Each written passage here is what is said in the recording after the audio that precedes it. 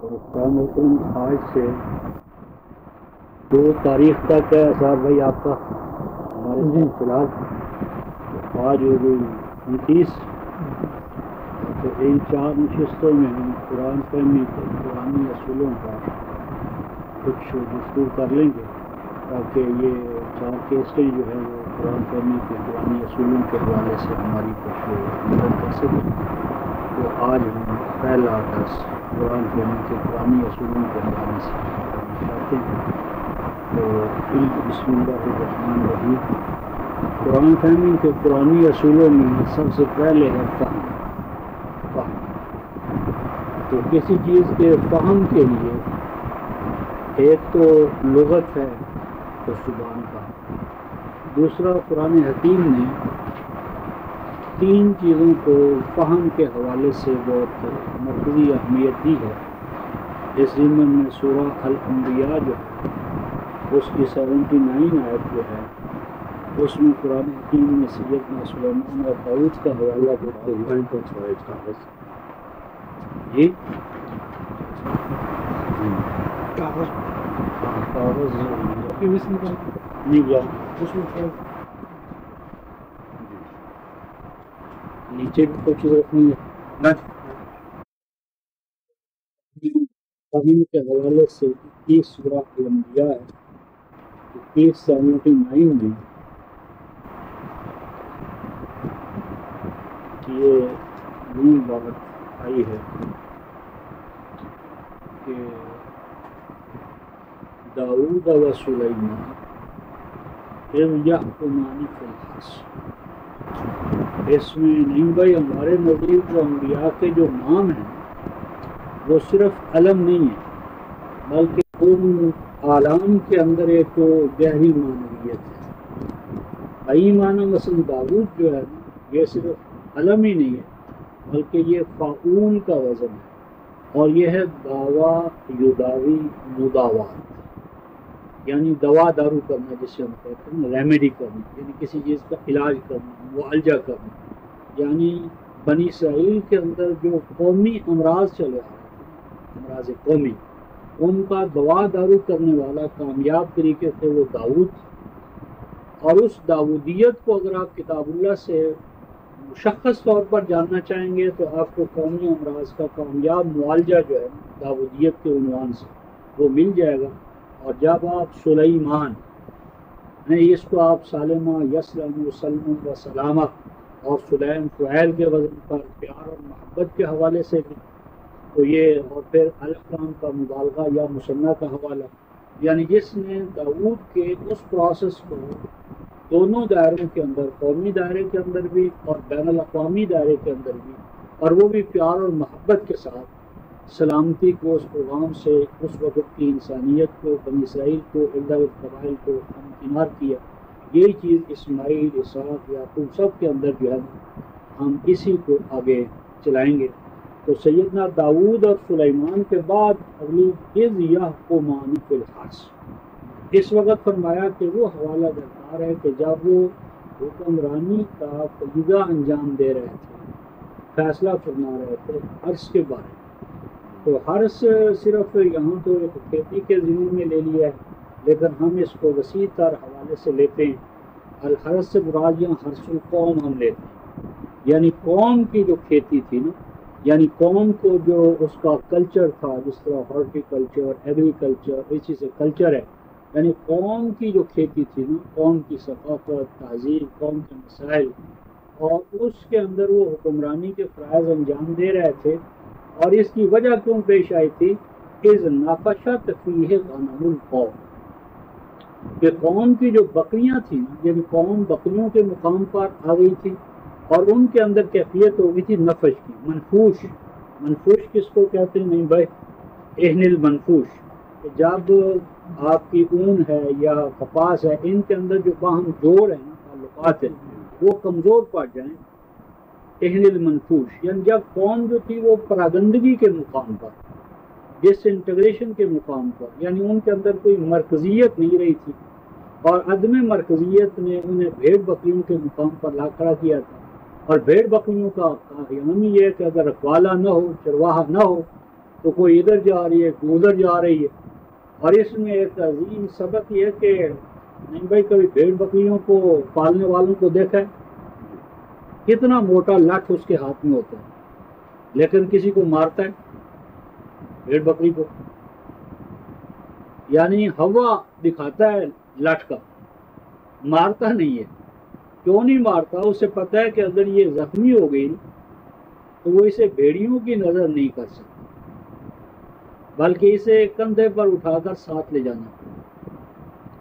یعنی دائی اور مدعو کے مابین جب تک اپنائیت نہ ہو اس حد تک کہ وہ جس طرح کے ایک چرواہا اپنی بھیڑ بکریوں کے ساتھ جو انس رکھتا ہے، اسی لیے شرط یہ ہے کہ آپ کو مرض سے نفرت ہو اور مریض سے پیار، مریض سے شفقت اور مرض سے نفرت۔ اور رکھوالا جو ہے، چرواہا جو ہے، اس جیسا انس اپنے مدعو کے ساتھ۔ اب ہم کیا کرتے ہیں کہ مدعو یا جس کو دعوت دے رہے ہیں، تم ایسے ہو، تم ایسے ہو، تم میں، بھئی اگر وہ ایسے ہیں تو ہم بھی تو انہی میں سے، ہم سپرمین اپنے آپ کو بنا لیتے ہیں، اور ساری بدماشیاں وہ جو ہے نا وہ انہی کے اندر نظر آتی ہیں۔ تو ان کے اندر وہ ایک نفرت کا جذبہ جو ہے نا، اور استعلاء کا، اپنے آپ کو بڑا سمجھنے کا جذبہ، تو یہ ہمارے اندر آگے بڑھنے میں ایک رکاوٹ ہے۔ اور آگے جو قرآن کہتا ہے وَكُنَّا لِحُكْمِهِمْ شَاهِدِينَ، اگر یہ مسئلہ فیصلہ کرنے کا ہوتا تو لِحُكْمِهِمَا ہوتا، یعنی دو تھے جو فیصلہ کر رہے تھے، تو اگر دو کے حوالے سے ہوتا تو لِحُكْمِهِمَا ہوتا، لیکن یہاں لِحُكْمِهِمْ ہے، لِحُكْمِهِمْ، یعنی یہ حاکم اور محکوم کا مسئلہ نہیں تھا۔ وہ چاہتے تھے کہ پوری کی پوری قوم جو ہے اس کو حکمرانی کے مقام پر لایا جائے۔ اس کے لیے سورہ القصص میں ہم دیکھیں گے قرآن نے کیا کہا، نہیں بھائی نجعلہم ائمۃ ونجعلہم الوارثین، یوں نہیں کہا نجعل منہم ائمۃ، یعنی ہر انڈیویجول جو ہے نا اس کے اندر لیڈرشپ کی، حاکم ہونے کی اللہ تعالیٰ نے بالامکان صلاحیت رکھی ہے، اس امکان کو آپ نے ایکچولائز کرنا ہے۔ تو وہ حاکمیت کا مقام جو داؤد و سلیمان اپنی قوم کو دینا چاہتے تھے، اس مقام پر فائز کرنے کے لیے ہم ان کے گواہ تھے، دیکھ رہے تھے، یعنی یہ سارا کام ہماری نگرانی میں، ہمارے پروگرام، ہماری افکار کے مطابق ہو رہا تھا۔ اس کے بعد آتا ہے فَفَهَّمْنَاهَا سُلَيْمَانَ وَكُلًّا آتَيْنَا حُکْمًا وَعِلْمًا، فرمایا کہ ہم نے یہ طریقہ کار، اسٹریٹجی کلی طور پر باب تقیم میں چلا گیا تفصیل، تو سسٹمیٹیکلی یہ بات پوری طرح سمجھ میں آ گئی سلیمان کو، یعنی اس باپ نے بنیادیں رکھی اور بیرونی خطرات سے قوم کو بچایا، اور داخلی سطح کی جو مشکلات تھیں اس کے لیے کامل تقیم ہوگی سلیمان کو۔ اور آگے قرآن کہتا ہے وَكُلًّا آتَيْنَا حُکْمًا وَعِلْمًا، اور ان میں سے ہر ایک کو ہم نے حکم اور علم عطا کیا۔ گویا کہ فہم کے لیے دو چیزوں کی ضرورت ہے، ایک آپ کو علم کی ضرورت ہے اور ایک حکم کی ضرورت ہے۔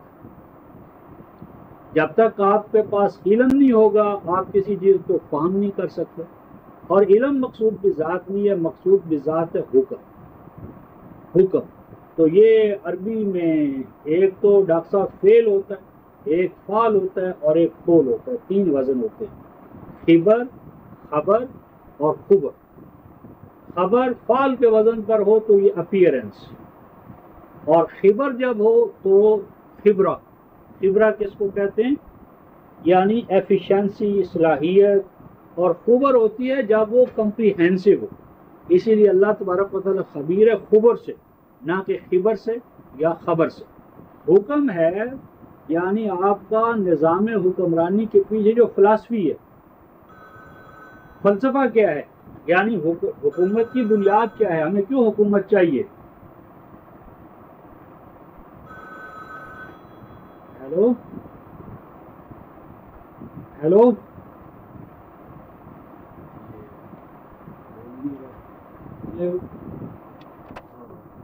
تو حکومت کس بنیاد پر آپ نے کرنی ہے؟ کیوں؟ حکومت تو مقصود بھی ذات نہیں ہے. حکومت کی علم کیا ہے، فلسفہ کیا ہے، یعنی تمکن ہے، استخلاف ہے، تو یہ مقصود بھی ذات نہیں ہے. مقصود بھی ذات کیا ہے؟ مثلا خلافت تو مقصود بھی ذات نہیں ہے. مقصود بھی ذات تو تمکن ہے دین کا، اور امت کو امن سے ہم کنار کرنا ہے اور ہر خوف سے اسے آزاد کرنا ہے. ومن تابع ہدایا فلا خوف علیہم ولا هم یحزنون. تو یعنی نظام حکمرانی کا فلسفہ کیا ہے اور اس کے لیے علم کیا درکار ہے. علم اور نظام حکمرانی کا فلسفہ، یہ فہم قرآن یا فہم اصول قرآن کا ہمیں انڈر لائن فلسفہ یہ دیا کہ آپ نے فہم قرآن کے اصول اس لیے آپ نے حاصل کرنے ہیں تاکہ ہم قرآن کو نظام حکمرانی کے طور پر اور قرآن کو ایک علم کے طور پر، اور علم ہوتا ہی آپ نے وہ 1737 کا حوالہ نیم بھائی آیا تھا کہ لا تقف ما لیس لک بہ علم ان السمع والبصر والفؤاد کل اولئک کان عنہ مسئولا. اور حکم اس لیے درکار ہے کہ آپ پر ہمارا ایمان ہی اللہ تعالیٰ کی نظر میں متحقق نہیں ہوتا جب تک کہ ہم کتاب اللہ کو نظام حکمرانی کے طور پر اسٹیبلش نہ کریں. بل لم یحکم بما انزل اللہ فاولئک هم الکافرون ظالمون فاسقون. یعنی ایمان بالقرآن کا لازمی تقاضا ہے اسٹیبلشمنٹ، یعنی اقدار وحی، اس کے بغیر آپ کی تبلیغ ہو ہی نہیں سکتی. اب مثلا آپ کا فارمولہ ہے کہ اتنا پانی، اتنی آکسیجن، پانی اس طرح بنے، اتنی ہائیڈروجن ہو، اتنی آکسیجن ہو، تو آپ ساری دنیا میں واز کرتے پھریں نہیں بھائی. آخر کار یہی ہوگا کہ دیکھیں گے جی، لیکن آپ ایک چھوٹی سی لیبارٹری قائم کر لیں، اس لیبارٹری میں ڈیمانسٹریشن کرا دیں اس فارمولے کی، تو کم از کم جو اس کو ہوتے دیکھیں گے اور جو اس پانی سے سیراب ہوں گے، اور جب آپ ریپیٹڈلی بار بار کریں گے تو وہ تو انکار نہیں کر سکیں گے. اسی لیے آپ دیکھتے ہیں کہ پہلا جو 13 سالہ مکی دور ہے اس میں 83-84 افراد ہیں، اور 10 سالہ جو نفاذ قرآن کا دور ہے یدخلون فی دین اللہ افواجا. تو یعنی مراد یہ ہے کہ آپ نے فہم قرآن کو، قرآن برائے قرآن یا مطالعہ قرآن برائے مطالعہ قرآن، اس حوالے سے تو کوئی چیز بھی درکار نہیں. وہ تو ثواب ہے، آپ کو ملتا چلا جائے گا. تو انہوں نے تو یہاں تک کہہ دیا ہے کہ آپ انگلیاں پھیر لیں. کیوں نہیں بھائی، انگلیاں پھیر لیں، آپ کی عقیدت ہے تو آپ انگلیاں پھیرتے رہیں، ثواب تو آپ کو اس میں مل جائے گا. تو یہ ثواب نہ ہمیں درکار ہے اور نہ یہ قرآن کا مقصود ہے. قرآن اپنا نظام حکمرانی ایک زندہ نظام کے طور پر دیکھنا چاہتا ہے، اور اس لیے نہیں کہ اللہ تعالیٰ کو کوئی مسئلہ رکا ہوا ہے، اس لیے کہ نوع انسانی کی مشکلات کا حل اس کے بغیر نہیں ہے.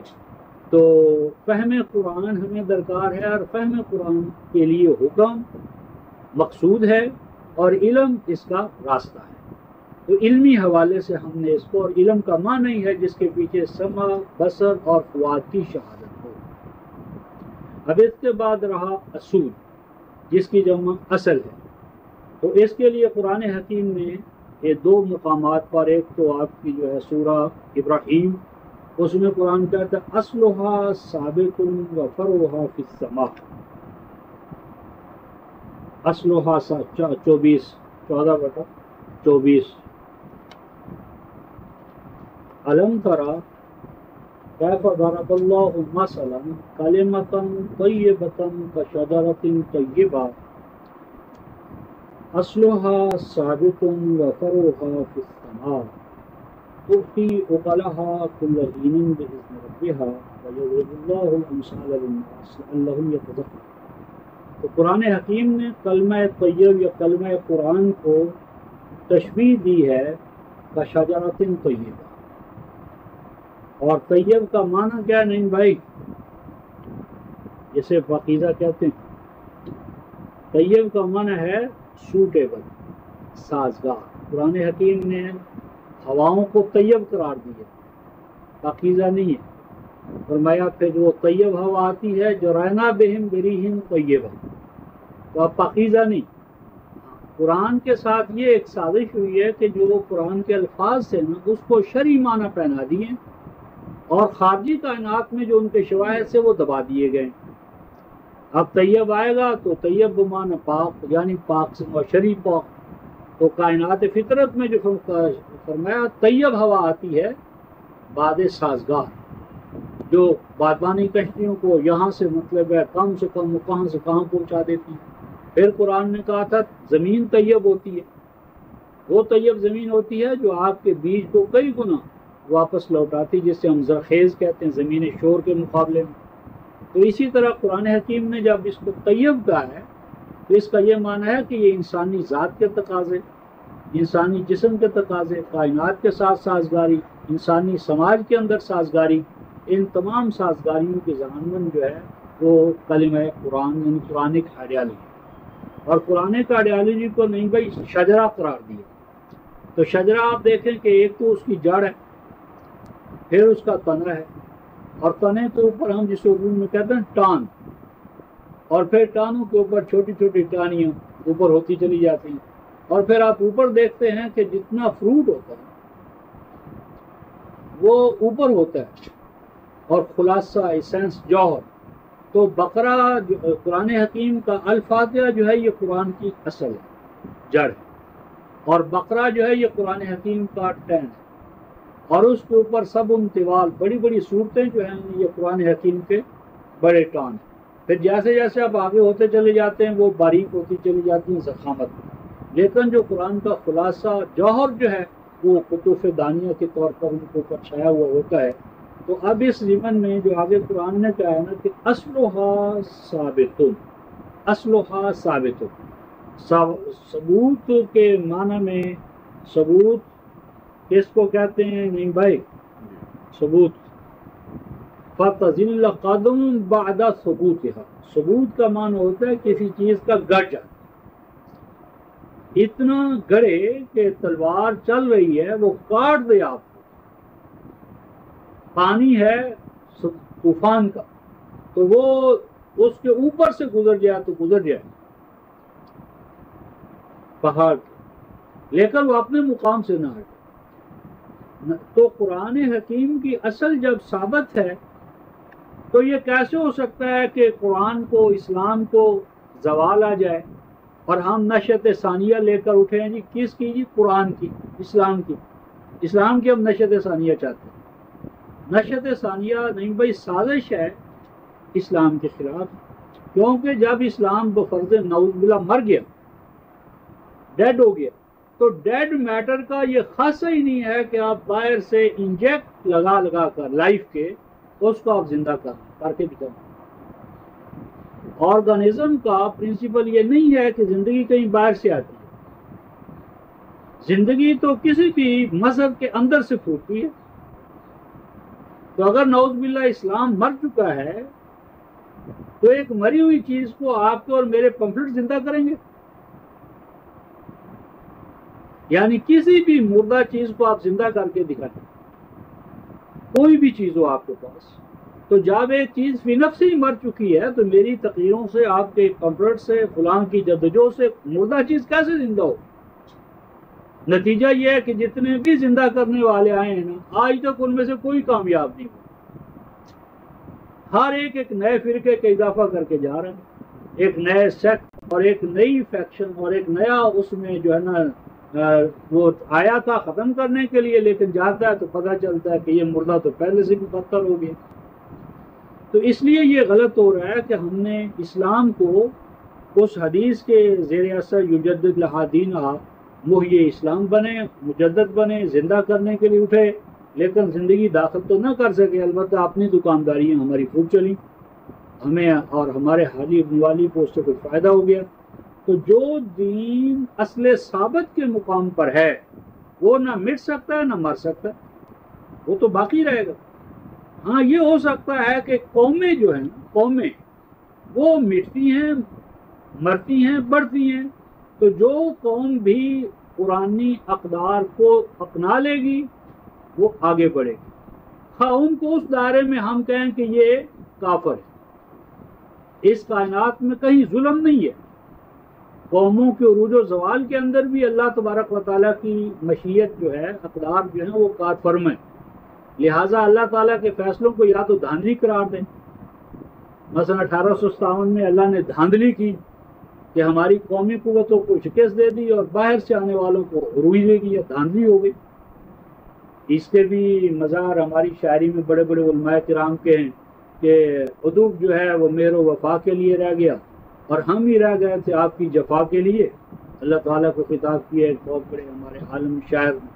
تو یا تو کہیں کہ کائنات فطرت کے اندر تو اللہ کرتا ہے، انسانی دنیا کے اندر اللہ تعالیٰ کا جو پروگرام ہے وہ فیل ہو گیا. لیکن ایسا نہیں، اللہ غالب علی امرہ، اس کا امر غالب ہے، وہ مغلوب نہیں ہو سکتا. تو اس میں یہ ہوتا ہے کہ کوئی قوم جو ہے نا وہ جن اقدار کو جب تک وہ اپنائے رکھتی ہے وہ آگے بڑھتی ہے. جس وقت وہ ان اقدار سے ہٹ جاتی ہے اس کے لیے زوال ہے. تو آج یورپ کے بارے میں بھی ہمیں سمجھنا پڑے گا کہ کیا اندھا دھند اللہ تعالیٰ خام خواہ ان کو آگے بڑھا رہے ہیں، یا وہ اپنے اندر وہ چیزیں پیدا کر رہے ہیں اور ہم زوال پذیر ہو رہے ہیں کیونکہ ہم ان اقدار سے پیچھے ہٹتے چلے جا رہے ہیں. اور اس ضمن میں یہ جو 689 ہے نا نئی بائی، اس میں قرآن نے ایک پیشین گوئی کی ہے سورہ آل انعام 89 میں.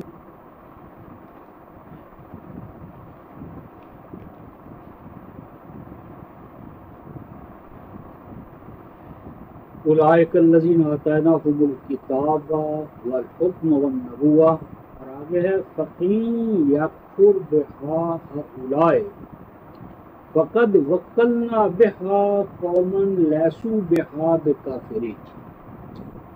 فرمایا کہ یہ اقدار قانون کے حوالے سے، نظام حکمرانی کے حوالے سے، اور ان دونوں کا سورس نبوت. تو اگر یہ ان اقدار کا ہؤلاء کا اشارہ سوائے قریب تر اربوں کے اور نہیں ہو سکتا. اگر یہ یعنی آپ کی مخاطب قوم، آپ کے ارد گرد پائے جانے والے، اگر یہ ان کا انکار کریں گے، انکار اور ناقدری، غفرت بیان و ملہ، ناقدری، کوریج، پردے ڈالیں گے، کتمان کریں گے، فقد وکلنا، تو ہم وکیل بنا دیں گے ان حقائق کا، قوماً کسی اور قوم کو، لیسوا بہا بکافرین، جو ان اقدار کی ناقدری نہیں کریں، قدردان ہوں گے. جس کو ہم نے 47/38 میں دیکھا تھا، یستبدل قوماً غیرکم، تو تمہاری جگہ پر ایک اور قوم لائی جائے گی، وہ تم جیسی نہیں ہوگی. جب تک وہ اس پروگرام پر چلے گی چلتی رہے گی، پھر وہ پیچھے ہٹے گی، ایک تیسری قوم آ جائے گی. اسی قرآن کا اما ما ینفع الناس فیمکث فی الارض، یعنی یوں نہیں فرمایا ینفع المؤمنین، ینفع المسلمین، الناس، ہیومینٹی آن دا ہول. تو میری بات یہ تھی کہ یہاں پر جو اصل ہے وہ تو ہے جڑ، بنیاد، پرنسپلز، اور فروع فی السماء، اس پرنسپل کے اوپر، جو ان پرنسپلز کے اوپر پھر اس کی شاخیں ہیں. تو ایک حکم ہے بنیادی، اور ایک اس حکم کو حاصل کرنے کے لیے اس کی ضمنی یعنی ایک اصل قانون آئین ہے اور ایک ہے بائی لاس. تو دو چیزیں، ایک اصل آئین کانسٹیٹیوشنل آپ کی جو فریم ورک ہے، اور ایک اس کی فروعات، شاخیں، جو اسی مقصد کے حصول کے حوالے سے. پھر فرمایا کہ توتی عقلہا کل حین باذن ربہا، فرمایا کہ اس شجرہ طیب کا یہ خاصہ ہے، شجرہ قرآن کا یا کلمہ قرآن کا، کہ یہ ہر دور میں اپنا پھل دیتا رہے گا. یہ جو ہمارا تصور ہے کہ شجرہ اسلام نے 30 سال تو پھل دیا نہیں بھائی، پھر اندھیری رات، اور خود ان کو اس شجرہ اسلام کو مسلمانوں نے طلاق دے دی، طلاق بائن، اور آج تک وہ دوبارہ اس کی طرف نظر نہیں ڈال رہے. تو ایسی آئیڈیالوجی کو انسانیت لے کر کیا کرے گی؟ یعنی جس قوام یا نظام پر چلنے سے کسی قوم نے 30 سال اور اس کے بعد اندھیری رات، تو آپ کیا کہتے ہیں؟ ہم اسلام لے لیں؟ ایسا اسلام؟ اور جب محمد رسول اللہ والذین معہ کے ہاتھوں یہ نظام 30 سال نکالے تو آپ کی یا ہماری جدوجہد سے نہیں بھی کتنے سال نکلیں گے؟ پہلے تو قائم بھی ہوگا، پہلے تو یہی مسئلہ ہے، اور اگر قائم ہو بھی گیا تو کتنے دن نکالے گا؟ وہاں 30 سال نکلے، یہاں کتنے سال نکلیں گے؟ تو اس طرح ہم اسلام کی خدمت کر رہے ہیں، یا اس کو سمجھنا درکار ہے وسیع تر دائرے کے اندر۔ تو ان مسائل کے حوالے سے ہم فہم قرآن کے ان موضوعات کو اٹھا رہے ہیں۔ تو ایک تو یہاں پر اصلھا ثابت و فرعھا فی السماء، اس حوالے سے قرآن استعمال کرتا ہے۔ دوسرے مقام پر 59 میں یہ کہتا ہے او ترکتموہا قائمۃ علی اصولھا، وہاں پر 59 میں ما قطعتم من لینۃ او ترکتموہا قائمۃ علی اصولھا فباذن اللہ، یہ آتی ہے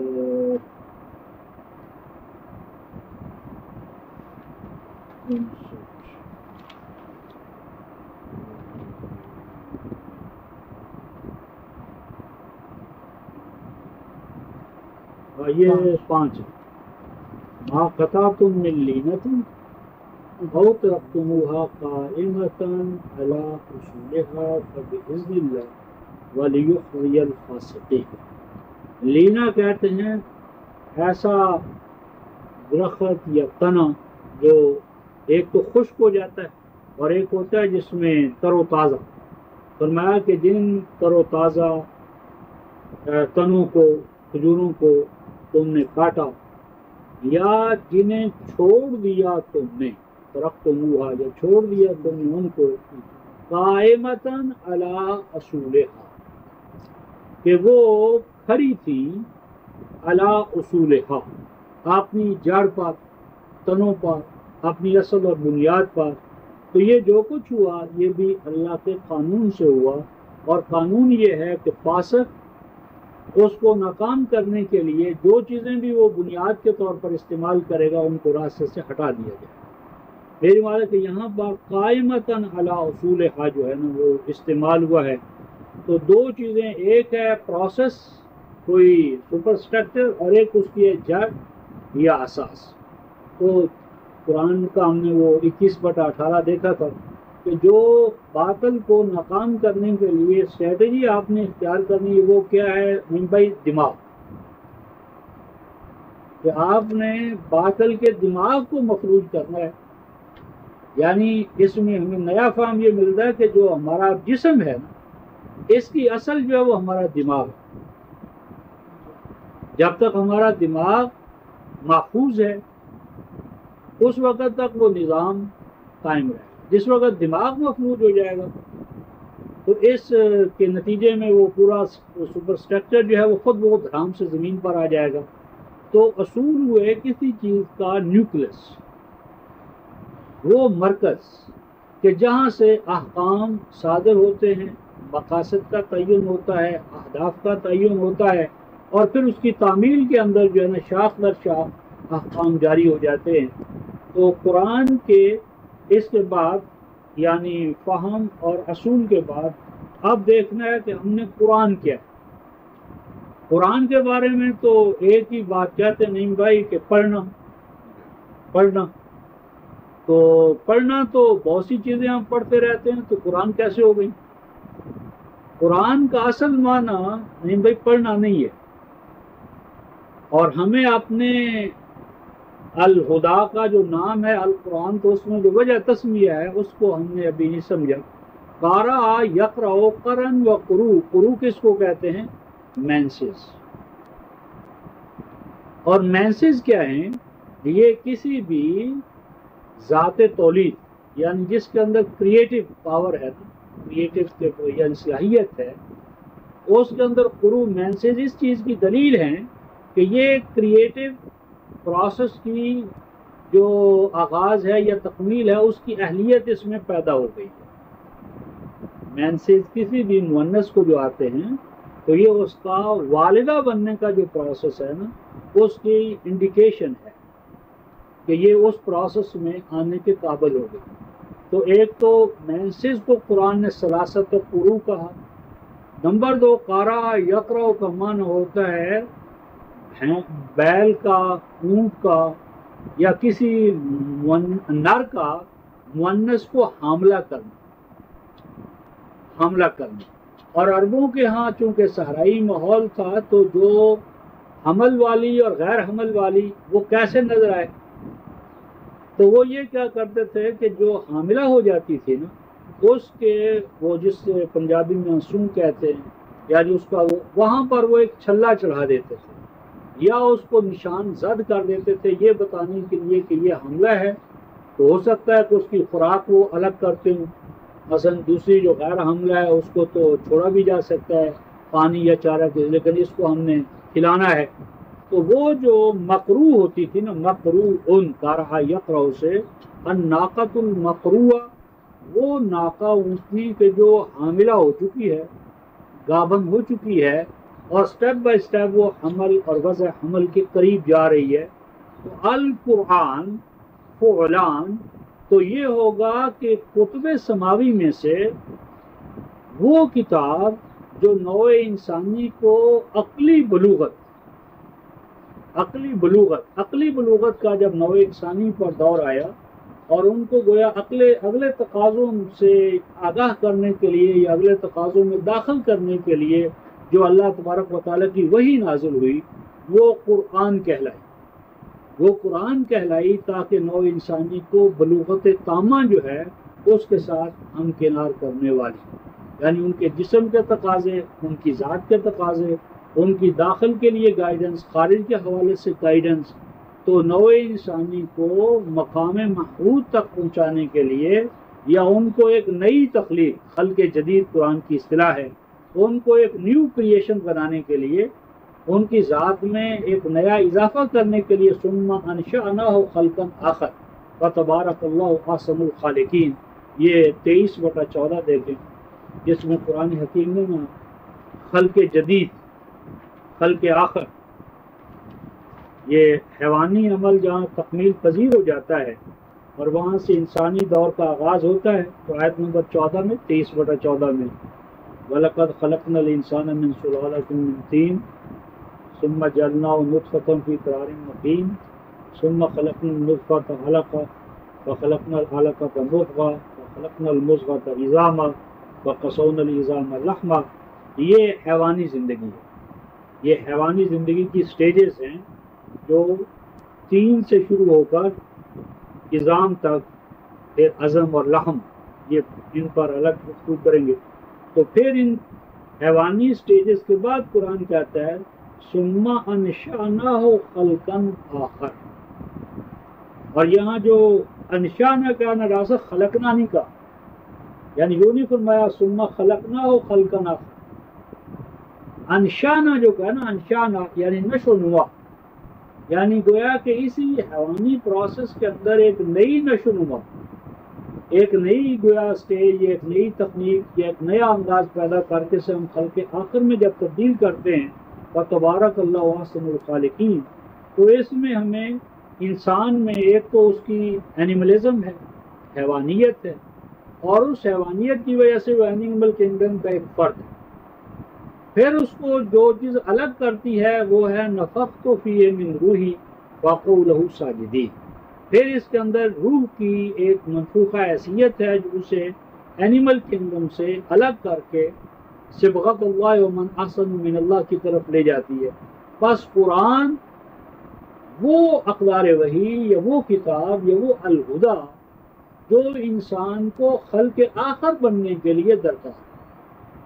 یعنی جہاں تک اینیملزم کا تعلق ہے اس میں تو آپ کو کسی گائیڈنس کی ضرورت نہیں ہے، کیونکہ کسی حیوان کو اللہ تعالیٰ نے آج تک وحی نہیں کی.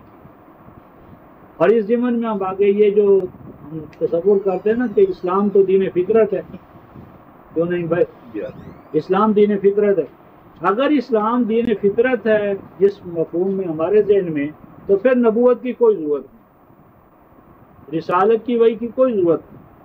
بھیڑ بکریوں کو ان کا دین بتانے کے لیے کوئی نبی آیا ہے؟ تو سر بھائی بھائی وہ تو فطرت ہے، تو فطرت تو ان کے اندر شامل ہے. ان سے ہٹ ہی نہیں سکتی. اگر آپ ایک مرغی کے نیچے بط کے انڈے بھی رکھ دیں، مرغی کے انڈے بھی رکھ دیں، کوئی ان کا سابق ایکسپیرینس نہیں ہوگا. جب وہ نکلیں گے تو ایک پانی کی طرف بھاگ رہا ہوگا بط کا بچہ، اور مرغی کا بچہ دوسری طرف جا رہا ہوگا، کیونکہ وہ ان کی انسٹنکٹ کے اندر، جبلت کے اندر، فطرت کے اندر. تو اگر اسلام دین فطرت ہے تو پھر ایکسٹرنل گائیڈنس کی ضرورت ہی نہیں ہے. تو اگر ایکسٹرنل گائیڈنس کی ضرورت نہیں ہے تو انسان مجبور ہوگا. جب وہ مجبور ہوگا تو اس کی کوئی امتیازی حیثیت نہیں رہے گی حیوان کے مقابلے میں. بھیڑ کو، بکری کو، کسی بھی تو طیور ہیں، وحوش ہیں، جتنے ہیں، ان کو کیا کسی نبی نے آ کر بتایا؟ بس ہمیں سمجھنا درکار ہے کہ اسلام دین فطرت کیا مانے. یعنی ایک اصطلاح یا ایک وہ چیز اتنی اس کی وہ کرتے ہیں ہم پروپیگنڈا ویلیو کہ وہ ہمارے تحت تو شعور میں بیٹھ جاتی، لیکن اس پہ ذرا غور کرنے کی ضرورت ہوتی ہے کہ کہاں تک وہ حقیقت اور کہاں تک اس کے اندر نا پروپیگنڈا ہے. یعنی چونکہ علوم فطرت سر سید علیہ الرحمہ کے دور میں، تو اس دور کے ہمارے حکمائے اسلام نے کہا اسلام دین فطرت، تو چونکہ اسلام دین فطرت ہے مٹ نہیں سکتا. لیکن فطرت کا مفہوم جو تھا وہ دیکھنا تھا کہ فطرت کیا ہے، فاطر کیا ہے، مفطور کیا ہے، اور اسلام کس حوالے سے دین فطرت ہے.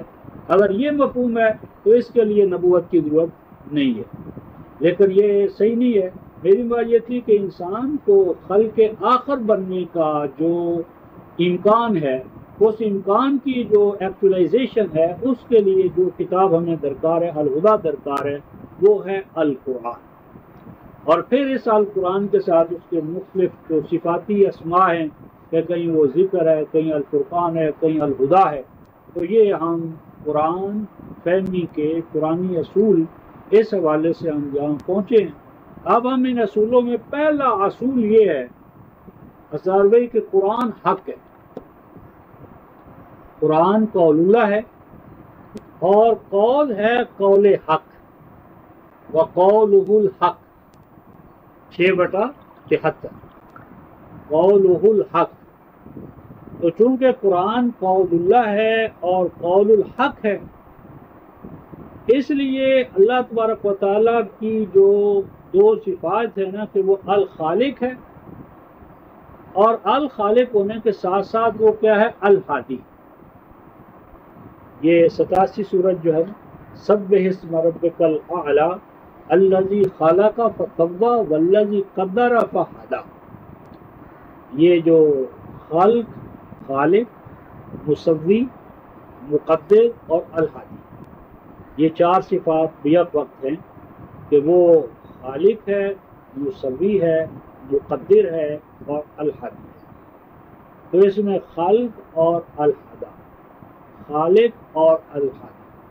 اور یہ جو الہادی ہے اس کے لیے دوسری چیز 7/54 میں فرمایا الا لہ الخلق والامر. بس اللہ کی دو صفات اساسی، الخالق، العامر. الخالق خلق کرنے والا، وجود، طالب اور پیٹرن عطا کرنے والا. الامر کمانڈ دینے والا، یعنی ڈیوائن کمانڈ اور کریشن.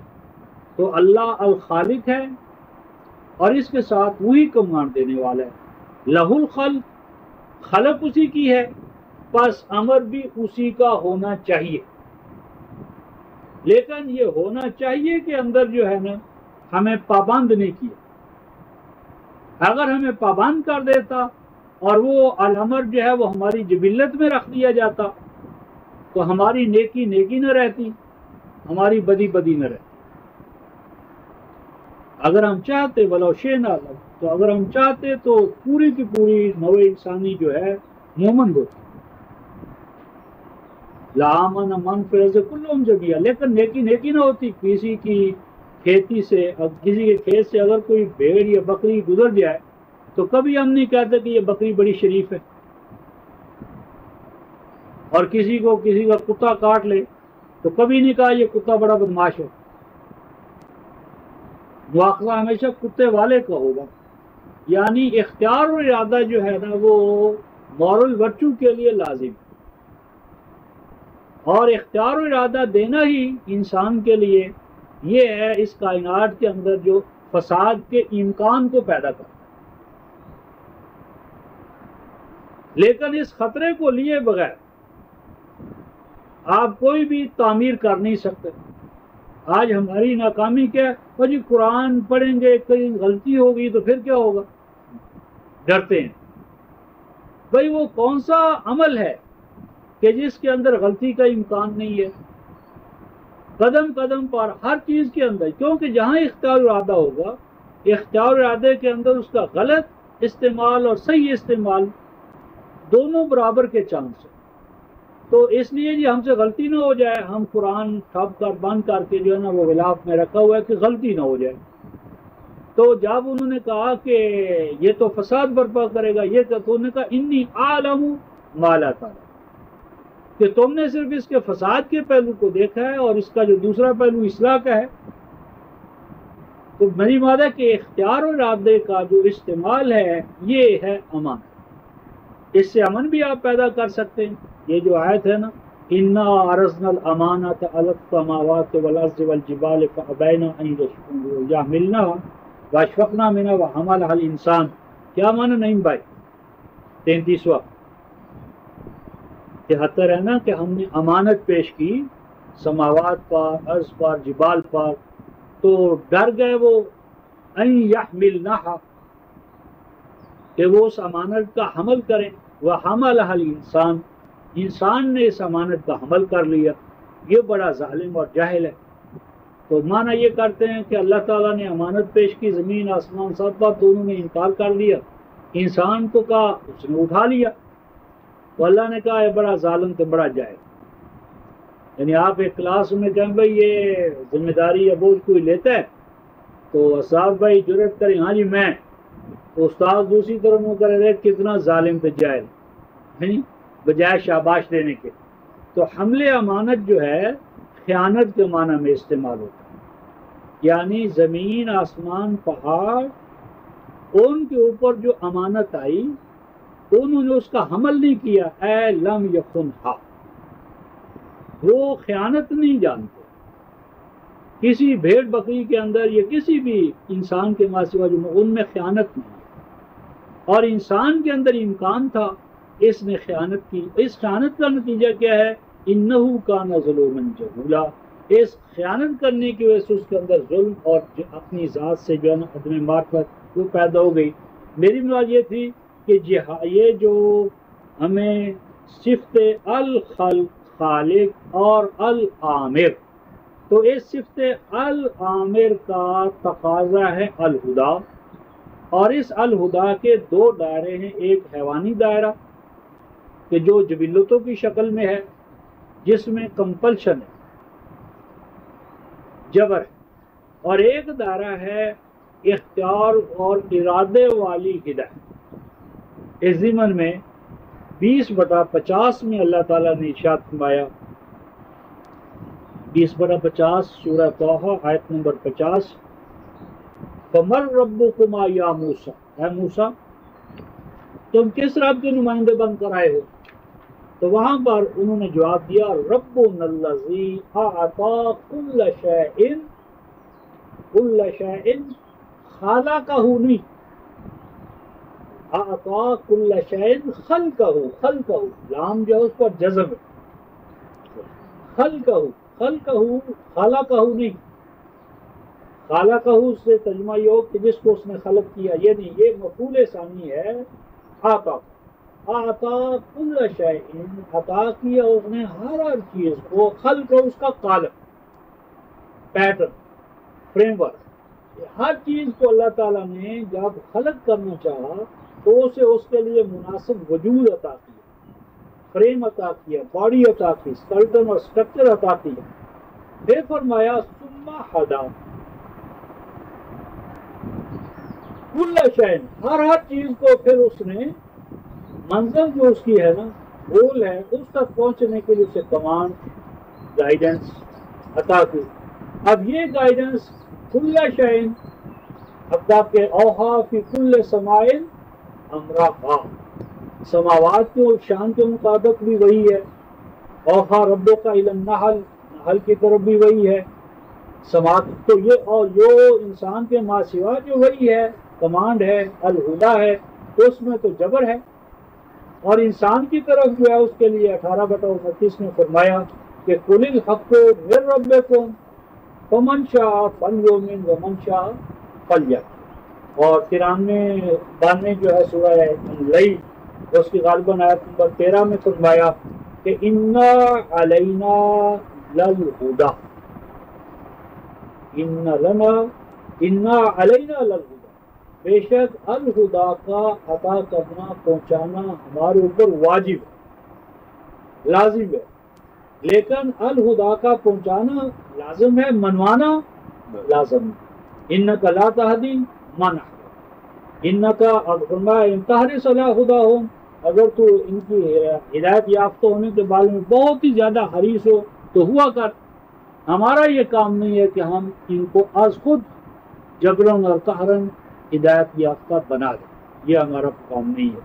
تو میری بات یہ تھی کہ یہ جو اللہ تعالیٰ کی صفت الہادی ہے، اس صفت الہادی کا مظہر ہے القرآن۔ کا صفت الہادی جو اللہ تعالیٰ کی ہے اس کا مظہر ہے القرآن۔ اب یہ جو صفت الہادی ہے اللہ تبارک و تعالیٰ کی، جس کا مظہر ہے القرآن، اور اس کا 6/73 میں دیکھا قولہ الحق، پس قرآن کیا ہے اور کیا نہیں، اس کے بارے میں کوئی دعویٰ ہمیں از خود کرنے کا حق حاصل نہیں ہوگا۔ جس طرح کے جس سبجیکٹ کو بھی آپ دیکھنا چاہتے ہیں، پڑھنا چاہتے ہیں، آپ نے اختیار ارادہ استعمال کر لیا کہ جی میں نے ڈاکٹر بننا، یہاں تک آپ کو اختیار ہے، ڈاکٹر بنے، انجینئر بنے، میکینیکل، جو فیلڈ لے لیں، لیکن جس فیلڈ میں آپ جانے کا فیصلہ کر لیں گے نا، اب اس فیلڈ کا دائرہ آپ کے اوپر حکمران ہو جائے گا۔ نمبر 2، اب مثلا میڈیکل سائنس میں آپ جانتے تو میڈیکل ٹرمنالوجی جو ہے نا، اس کو آپ اپنی ویژول تھنکنگ سے ڈٹرمن اگر کریں گے، فساد پیدا ہو جائے۔ آپ کامرس پڑھنا چاہتے ہیں، مینجمنٹ پڑھنا چاہتے ہیں، جس سبجیکٹ کو آپ نے لینا ہے، تو اب آپ کو لا ینبئک مثل خبیر، اس دائرے کے خبیر سے، کیونکہ وہ آپ سے پہلے ہے، اس کا ایکسپیرئنس ہے، تجربہ ہے، پھر اس نے نتائج و ثمرات سے اپنا وجود منوایا ہے، تو اس لیے آپ جس دائرے کو بھی آپ سلیکٹ کر لیں گے نا، سلیکشن کا آپ کو اختیار ہے۔ قرآن کے مقاصد کیا ہیں اور ان مقاصد کے حصول کا طریقہ کار کیا ہے، ان تمام مسائل پر ہمیں قرآن کو سند ماننا ہوگا۔ ہمارے قرآن فہمی میں آج فساد اس لیے ہے کہ الفاظ ہم قرآن کے رکھتے ہیں، یعنی پہلے تو دعوی، صفات، مقاصد، طریقہ کار، 4 بنیادی چیزیں۔ قرآن کی صفات کیا ہیں، دعوی کیا ہیں، مقاصد کیا ہیں، ان مقاصد کے حصول کے لیے قرآن کا بتایا ہوا طریقہ کار کیا ہے۔ اس وقت ہمارا فساد یہ ہے کہ قرآن کا دعویٰ قرآن سے لینے کی بجائے، مثلا پوری دنیا میں شور ڈالا ہو، یہ قرآن تو احکام دیتا ہے، تفصیلات نہیں دیتا، یعنی قرآن صلاۃ کا حکم دیتا ہے، صلاۃ کی حد قضائی نہیں دیتا۔ یعنی عجیب ہے نہیں بھائی کہ قرآن سے ہم وضو کا حکم لیں تو وضو کی تو لازمی تفصیلات بتائے، اور جس کے لیے وضو ہے اس کو چھوڑ دیں۔ یہ کسی حکیم کا کلام ہو سکتا کہ مبادیات کا تو ذکر کرے، مقصود کا ذکر نہ کرے۔ اگر تفصیلات رسول کے اوپر چھوڑ دی گئی ہیں تو کیا وضو ہی اتنا اہمیت والا تھا کہ اس کو رسول پہ نہیں چھوڑا جا سکتا تھا؟ اور اگر آپ قرآن کا کوئی جزئی حکم دیکھیں جس کو اس نے بتانا چاہے، مثلا آیت دینی کو آپ لے لیں، سب سے بڑی آیت ہے سورۃ البقرہ آیت 282، آپ پورا ایک صفحہ دیکھیں گے کہ وہ سوائے دین کے دوسرا مسئلہ ہی نہیں ہے، ایک آیت ہے، اور اس اتنی کمپریہنسو ہے کہ دین اور مدائنہ کے تقریباً تمام بنیادی باتیں اس ایک آیت میں اس نے سمیٹ لی ہیں۔ تو جب اللہ تبارک و تعالیٰ نے احکام دینے تھے اور اس کی تفصیلات نہیں دینی تھی تو پھر یہ طریقہ کار جو اس میں یکسانیت ہونا چاہیے تھی. ایک کی تفصیلات دے دیں اور دوسرے کی نہیں دی. اب دین تو زیادہ اہم نہیں ہے، دین تو کبھی کبھی آپ کو اور مجھے لاحق ہوتا ہے اس کا عارضہ، لیکن صلاۃ تو ذالک دین القیمہ، یعنی دو ہی تو دین کی اساسیں ہیں، اقامت صلاۃ اور ایتاء زکوٰۃ. وما امروا الا لیعبدوا اللہ مخلصین لہ الدین حنفاء ویقیموا الصلاۃ ویؤتوا الزکوٰۃ وذالک دین القیمہ. دین قیم کی جاری دو چیزیں ہیں، اقامت صلاۃ اور ایتاء زکوٰۃ. تو اقامت صلاۃ پر بھی خاموش ہے، ایتاء زکوٰۃ پر بھی خاموش ہے، تو پھر یہ بتانے کے لیے کیا ہے؟ تو یہ میری مراد یہ ہے کہ دعویٰ ہم قرآن کے بارے میں کرتے ہیں، جب آپ اس کی دلیل پوچھیں تو کہ جی آپ کو نہیں پتا کہ قرآن میں تو تفصیلات نہیں ہیں. جس طرح یعنی یہ مسلم بھی حقیقت ہے، اس میں کیا اختلاف ہو سکتا ہے؟ یہ قرآن یہ تو اتنا مشکل ہے آپ ہم سمجھ نہیں سکتے، اس کے لیے 14 علوم درکار ہیں. اور 14 علوم والوں کی جب ہم نے کتابیں پڑھی تو انہوں نے لکھا کہ دیکھو ہمیں علوم بھی پڑھ لیے اور کالے بال بھی ہمارے جو تھے سیاہ وہ سفید ہو گئے، پر ہمیں تو قرآن سمجھ میں نہیں آیا.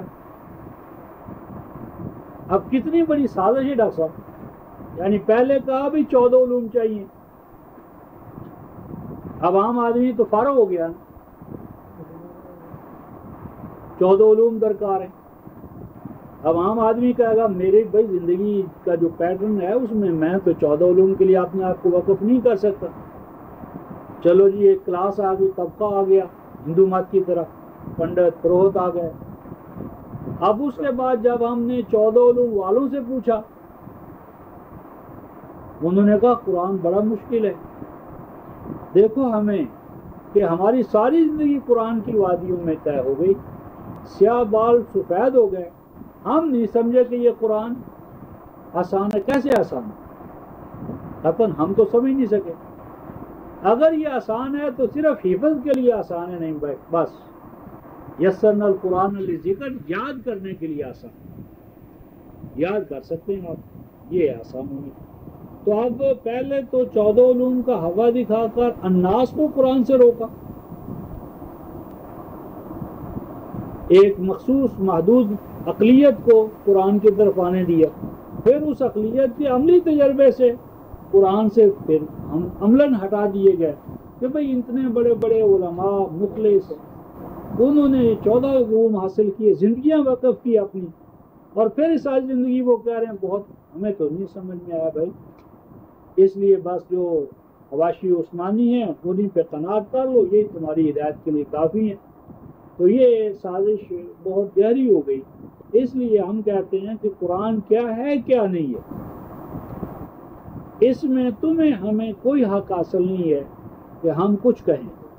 جس کا قرآن ہے اسی سے ہم پوچھ لیں کہ اس نے اپنے قرآن کے بارے میں کیا کہا، اور یہی صحیح طریقہ ہے، کیونکہ مصنف ہی بتا سکتا ہے کہ اس کی تصنیف کیا ہے اور کیا نہیں. پھر کہنے والے کہیں گے آخر قرآن جو ہے وہ شرح اور تبیین کا اور تفسیر کا ہم تو محتاج ہے نا، اور وہ تو قرآن میں نہیں ہے. اب آپ اسار بھائی غور کریں کہ ایک مصنف ہے جس نے اپنے سبجیکٹ میں ایم اے کیا ہے یا پی ایچ ڈی ہولڈر ہے، وہ کوئی تصنیف کرے تو اس کی جو شرح و تبیین ہے نہیں بھائی وہ کون کرے گا؟ بی اے کرے گا، وہ اسار بھی کرے گا، وہ پی ایچ ڈی جو ڈبل ہو ٹرپل ہو اس سے بھی آگے ہو. تو اگر تو یہ قرآن کسی انسان کی تصنیف ہے، وہ چھوٹا انسان ہو یا بڑا ہو، ٹھیک ہے اسے حق حاصل ہے کہ اس کی تفسیر کرے. اور اگر یہ قرآن اللہ کی تصنیف ہے تو اللہ کے سوا اس کا مفسر اور کون ہو سکتا؟ اور یہی وہ وجہ ہے کہ جس کے لیے قرآن نے سورۃ الفرقان کی آیت نمبر 33 میں فرمایا لا یاتونک بمثل الا جئناک بالحق واحسن تفسیرا. کہ ہم نے اس قرآن میں نہ صرف قرآن بیان کیا ہے بلکہ اس کی احسن تفسیر بھی قرآن میں مذکور ہے۔ بس قرآن مجموعہ ہے قرآن اور تفسیر القرآن۔ تو میری بات یہ تھی، دو مثالیں میں نے اس لیے دی کہ ہم دعویٰ قرآن کے بارے میں کرتے ہیں، قرآن یہ ہے قرآن یہ نہیں ہے، اور جب اس کے لیے دلیل کا مطالبہ ہوتا ہے تو قرآن سے دلیل باہر لاتے ہیں۔ بس اگر قرآن ذات صمد اور احکم کا کلام ہے تو اس کا خاصہ یہ ہونا چاہیے کہ اس کا دعویٰ اور دلیل دونوں قرآن میں مذکور ہونی چاہیے۔ کامل کتاب وہ ہوگی جو دعویٰ بھی خود کرے اور دلیل بھی خود دے۔ اگر دعویٰ قرآن کرے اور دلیل مولوی صاحب لائیں تو ہم ایسے قرآن کو نہیں مانتے، یہ ناقص ہے۔ کامل کتاب کا کمال ہی یہ ہونا چاہیے کہ وہ دعوے اور دلائل دونوں میں پرفیکٹ ہو، اور دلائل حصی معجزات نہ ہو، اس لیے کہ حصی معجزات ایک دائرے کے اندر دلیل ہوتے ہیں اور اگلے دعوے کے لیے وہ ایک خود کیا ہے حکایت۔ بھئی آپ نے ہاتھ نکالا وہ سفید ہو گیا، اب جس نے تو وہ دیکھا ہے دلیل ہے، فرض کا نے دیکھا ہے، اور جو اس منظر میں نہیں ہے ان کے لیے وہ دلیل کیسے ہوگا؟ اور جب اگلی نسل آئے گی تو اس کے لیے کیا ہوگا؟ اس لیے حصی معجزات جسے آپ کہتے ہیں حصی دلائل یہ مقید ہیں، محدود ہے، اور محمد رسول اللہ کی رسالت کا دائرہ تو تا قیام قیامت پھیلا ہوا ہے۔ اگر دور اول میں انہوں نے حصی معجزات دکھا کر صحابہ کو مومن کیا تو ہم نے کیا جرم کیا؟ ہم بھی تو ان کی امت، ہمیں کیوں محروم کیا گیا؟ ہم نے کیا جرم کیا؟ بھئی ان کے لیے تو محمد رسول اللہ کا وجود اور قرآن کی امپلیمنٹیشن یہ سب سے بڑی دلیل تھی۔ تو جو محمد رسول اللہ کے ہم اثر ہیں اور نفاذ قرآن کے شاہد ہیں ان کو تو اسی معجزات دکھا دکھا کر قرآن کا قائل کیا گیا، اور ہمیں بات ہے پردہ پر رب العالمین کیا ہمارا رب نہیں ہے؟ ان تقولوا یوم القیامہ، فرمایا کہ ہم اتمام حجت کر رہے ہیں قیامت کے دن، تم یہ نہ کہہ سکو کہ ہمیں کس جرم کی پاداش میں اس چیز سے محروم کیا۔ میری بات یہ ہے کہ دعویٰ بھی قرآن کا ہونا چاہیے اور دلیل بھی قرآن کی ہونا چاہیے، اور دلیل ہونا چاہیے عالمگیر جو تمام اقوام کو محیط ہو اور ہر دور میں ایفیکٹو ہو، اس میں اولین اور آخرین کے مابین امتیاز روا نہ رکھا جائے، دلیل ہمہ ہو، ہمہ وقت عالمگیر بھی ہو کہ زمان و مکان، کیونکہ توتی عقلہا کلہین بإذن ربہ۔ بس یہ قرآن کا دعویٰ، قرآن کی دلیل اور دلیل عالمگیر اور ہمہ وقت، یہ کام اگر قرآن کرے گا تو پھر اس قرآن کا جو قرآن ہونا ہے وہ سامنے آئے گا، اور اگر یہ قرآن دعوے کرے گا دلیل مولوی صاحبان لائیں گے تو مولوی صاحبان تو خاص طور پر فرقہ واریت میں مبتلا ہونے کی وجہ سے وہ خود ہی تضادات فکر و عمل کا شکار ہیں، دلائل کیا دیں؟ بلکہ اب تو قرآن میں 399 کی روح سے یہ مسئلہ آ گیا ہے کہ یا اہل الکتاب لما تصدون عن سبیل اللہ من آمن وتبغونہا عوجا۔ اب تو یہ ہو گیا نہیں بھائی قرآن کے آپ کمالات بیان کریں، ان کو جھٹ کھٹکتا ہے کہ یہ کہیں منکر حدیث تو نہیں ہے، اور پھر قرآن پر اعتراضات کرتے ہیں۔ ایک شخص نے پمفلٹ لکھا، کہا کہ میں نے قرآن کو قائرانہ نظر سے پڑھا ہے تو اس میں مجھے 300 اعتراضات اور تضادات مل گئے۔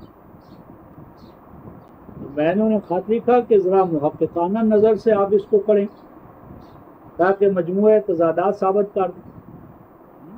اور ہیں کون؟ مفسر قرآن،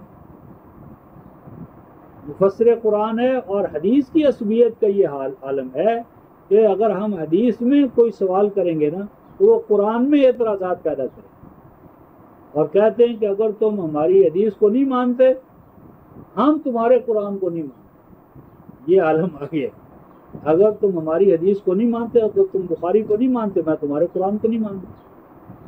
یا اہل الکتاب لما تصدون عن سبیل اللہ من آمن وتبغونها عوجا، اور تم اللہ کے راستے میں کجیاں تلاش کرتے، کمیاں اور کمزوریاں تلاش کرتے، اور اس کا اپنا دعویٰ یہ ہے الحمدللہ الذی انزل علی عبدہ الکتاب ولم یجعل لہ عوجا. اس نے تو کسی کمی کجی کمزوری کو راہ ہی نہیں پانے دی اپنے الکتاب کی طرف. تم اس میں دن رات تلاش کر رہے ہو قرآن میں شارٹ کمنگس تاکہ حدیث کا راستہ صاف کیا جا سکے. تو میری بات یہ تھی کہ قرآن دعویٰ بھی خود کرے گا، دلیل بھی خود دے گا، اور دلیل بھی اس کی وہ ہوگی کہ جو ہم وقت ہم قوم ہر قوم کے لیے اور ہر زمان و مکان کے لیے وہ دلیل جو ہے وہ کافی ہو. اس حوالے سے قرآن کا یہ جو ایک دعویٰ ہے خود مکتفی کتاب ہونے کا، جسے ہم سیلف سفیشینٹ بک کہتے ہیں، تو یہ سورہ العنکبوت میں یہ ارشاد فرمایا گیا. پہلے دعویٰ ہے کہ معجزے کیوں نہیں ہمیں دکھائے جا رہے ہیں، آیات ہمیں کیوں نہیں دی جا رہی. تو آیات اور معجزوں کے جواب میں اللہ تبارک و تعالیٰ نے یہ 29 سے 29 یہ آیت 50 میں ہے کہ لولا انزل علیہ آیات من ربہ قل انما الآیات عند اللہ وانما انا نذیر مبین. آگے ہے اولم یکفہم. ان آیات کے طالبوں کے لیے، ان حصی معجزات کے طالبوں کے لیے اولم یکفہم، کیا یہ امر ان کے لیے کفایت نہیں کرتا؟ کیا یہ بات ان کے لیے کافی نہیں ہے؟ کیا کافی نہیں ہے؟ انا انزلنا علیک الکتاب، کہ ہم نے آپ کی جانب آپ کی طرف الکتاب نازل کر دی ہے. یعنی الکتاب کو اللہ تبارک و تعالیٰ نے اپنی صفت الکافی، اللہ تعالیٰ انسانوں کی ہر حاجت کے لیے کافی ہے کائنات فطرت کے حوالے سے. نوع انسانی کی کوئی حاجت، ضرورت اور مانگ ایسی نہیں جس کا جواب کائنات فطرت میں پیشگی اللہ تبارک و تعالیٰ نے نہ رکھ دیا. اسی طرح انسانی ذات کے حوالے سے انسانی کائنات کا کوئی مسئلہ ایسا نہیں جس کا جواب اللہ تعالیٰ نے اپنی کتاب تنزیل میں، تنزیلی آیات میں نہ رکھ دیا. اور آگے فرمایا یتلا علیہ، یہ کتاب کوئی ایسی نہیں ہے کہ جو رموز ہیں، اسرار ہیں، کوڈز ہیں، نہیں کہ جن کی کوئی تلاوت نہیں کر سکتا. اس کے لیے ایک مخصوص گروہ پروہتوں کا چاہیے کہ وہ ان کی کوڈیفکیشن جو ہے اس کو الگ الگ کرے، ٹھیکیدار بن جائے، اجارہ دار بن جائے. یتلا علیہ نہیں، ایسی نہیں ہے، بلکہ یہ تو ان کے سامنے صبح و شام ان کے سامنے پیش کی جا رہی ہے، سامنے لائی جا رہی ہے. اور سامنے لانے کا مطلب یہ ہے کہ اس کو سمجھ لیں، جو کہ اگر پیش کی جا رہی ہے اور سمجھ آ نہیں رہا تو بیکار ہے. اور آگے فرمایا ان فی ذالک لرحمۃ وذکریٰ لقوم یؤمنون، اور امن کی طالب قوم جو ہے اس میں مکمل رحمت ہے اور مکمل ذکر ہے. اور یہ جو میں نے کہا یتلا علیہم، تلاوت کی جا رہی ہے اور انڈرسٹینڈ کر رہے ہیں وہ، کیونکہ انڈرسٹینڈ نہ کرنا تو پھر وہ تلاوت کا عدم اور وجود برابر ہے. اب یہ جو ہے کہ سمجھا جا رہا ہے اس کو 14 علوم کے بغیر. اس کے لیے آپ 41-21 دیکھیں کہ آج تو ہمیں 14 علوم کا محتاج بنایا جا رہا ہے کہ 14 علوم تمہارے پاس نہیں ہوں گے. یہ حیات ہے، یہ فساد ہے، یہ بلا جو 14، اور یہ سارے عباسیہ دور میں مدون ہوئے. تو قرآن یہ کہتا ہے آیت 26 میں 41/26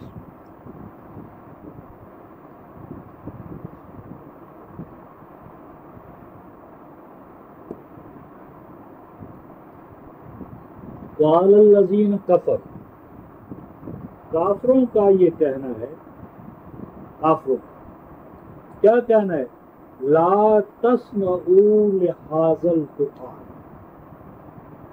اس قرآن کو نہ سنو. یعنی یوں نہیں فرمایا لا تسمعوا شرح القرآن، لا تسمعوا تفسیر القرآن، لا تسمعوا تبیین القرآن. یعنی مجرد قرآن ہے کہ اس قرآن کو نہ سنو. اور اس اشارہ قریب ہے. تو اگر کوئی چیز قرآن کی شکل میں تھی نہیں بھائی تو کس کو کہا تھا حاضر قرآن؟ یعنی جب حضرت سارہ یا حضرت ابراہیم کی بیوی کہتی ہیں حاضہ بالی شیخہ، تو حاضہ کیا کوئی تھا جس کو بال کہا تھا یا وہ تھا ہی نہیں؟ حضرت سلیمان جب کہتے ہیں اذهب بکتابی حاضہ، میرا یہ خط لے جاؤ، تو خط تھا یا نہیں تھا؟ تو حاضہ کا مشاہدہ کہاں تھا؟ کیا وہ ہڈیاں اور وہ جو حلوہ اور وہ جتنی تھی ٹوکرے میں ان کی طرف وہ اشارہ کر کے رسول بھی کہتا تھا اوحی حاضر قرآن، کہ یہ قرآن وہی کیا گیا. وہ بھی کہتے ہیں لا تسمعوا لحاضر، اس قرآن کو مت سنو. آگے ہے والغوا فیہ، جب اس قرآن کو سنانے والا سنانے پر اصرار کرے تو تم اپنی لغویات اس میں داخل کر دیا کرو. یعنی اس میں کہنا میں نے یہ ہے کہ اگر یہ قرآن 14 علوم کے بغیر آپ سمجھ نہیں سکتے آج، تو زمانہ جاہلیت کا کافر اس کو سن کر کیسے سمجھ لیتا تھا؟ آج کا عرب تو کہتا ہے لا نسمع، ہم تو سمجھ نہیں سکتے اس قرآن کو، لا نفهم. اور 1400 سال پہلے کا جو کافر تھا وہ سننے سے سمجھ لیتا تھا. تو یہ تو ترقی معکوس ہوئی کہ کافر قرآن سن کر سمجھ لے اور آج کا مومن عرب سمجھ نہیں آ رہا. تو اس کا مطلب ہے کہ اس قرآن کو مجرد سننے سے عرب سمجھ لیتے. وہ عرب مقامی لوگ ہوں یا باہر سے آنے والے. سورہ احقاف کی آیت نمبر 29 میں ہم دیکھیں گے کہ جب ایک نفر من الجن، اس کے کانوں میں قرآن کی آواز پڑی، اس صرفنا الیک نفر من الجن یستمعون القرآن، قرآن میں کی کان میں آواز پڑی ادھر لگ کر. فلما حضروہ، تو اگر قرآن 14 علوم کے بغیر سمجھ میں نہیں آ سکتا تو ان کو مجرد تو کانوں میں آواز پڑی تھی. اور اس وقت جو علوم مدونہ ہے 14 علوم، جو ان میں سے کوئی علم بھی مدون نہیں ہوا تھا، حتیٰ کہ علم تفسیر، علم حدیث، سیاحت، بیان، جتنے بھی وہ بناتے ان میں سے کوئی علم بھی مدون نہیں تھا. تو مجرد قرآن سنایا جاتا تھا اور وہ اس کو سنتے تھے اور سننے کے نتیجے میں اس کو سمجھتے تھے. تو وہ کہتے تھے کہ اس قرآن کو سنانے پر پابندی ہونا چاہیے، اور اگر سنانے والا پھر بھی قرآن سنائے تو تم اپنی لغویات اس میں داخل کر دو. اور یہ سارے وہ پاپڑ کیوں بیل رہے تھے؟